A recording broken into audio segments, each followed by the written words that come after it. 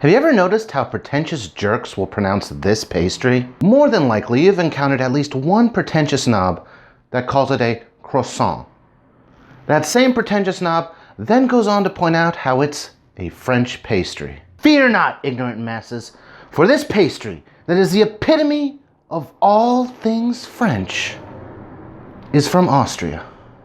The same Austria that gave us a governator rapist and the creator of the Holocaust is first and foremost the birthplace of the croissant. Croissant with a T, as in turd, as in anyone that refers to it as a croissant is a turd. The Kipfel, the primary crescent-shaped pastry before the croissant, has been in Austria since at least 1227 AD when it was first presented to Duke Leopold as a gift.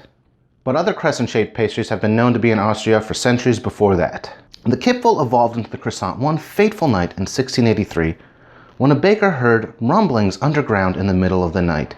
Seeing as how Vienna was under siege by the Ottoman Turks, this baker put two and two together, figured out that the Ottoman Turks were tunneling under the city, and set off some alarms, made a ruckus, and helped save the city from being invaded by the Ottoman Turks.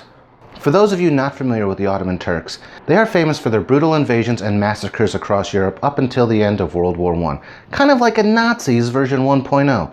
They also twisted Islamic scripture to justify this violence, kind of like an ISIS 1.0.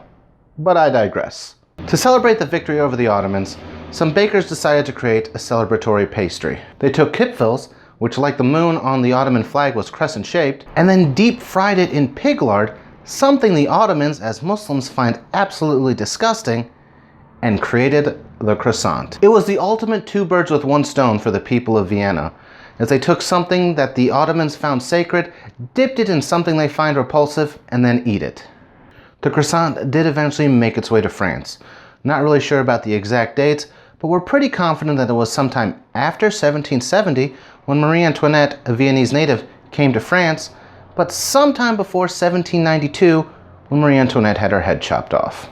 So the next time some pompous snob demeans you over the way you are pronouncing the word croissant, please politely ask them to sit on their thumb as you educate them about the history and accurate pronunciation of the croissant.